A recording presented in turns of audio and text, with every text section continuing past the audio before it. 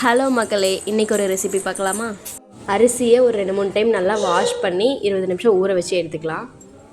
அடுப்பில் குக்கர் வச்சு குக்கரில் எண்ணெய் தேவையான அளவு ஊற்றி எண்ணெய் காஞ்சதும் கடுகு போட்டுருங்க. கடுகு பொரிஞ்சதும் வெங்காயம், கருவேப்பிலை, வரமிளகா எல்லாம் போட்டு நல்லா வதக்கி விட்டுடலாம்.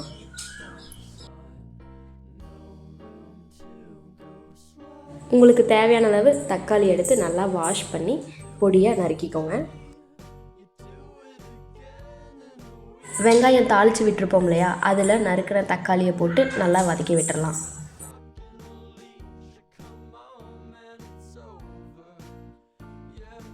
ஒரு 2 நிமிஷம் நல்லா வதங்கின பிறகு உப்பு, மஞ்சத்தூள், மிளகாத்தூள் எல்லாம் போட்டு நல்லா வதக்கி விட்டு குக்கர் மூடி விட்டுடலாம்.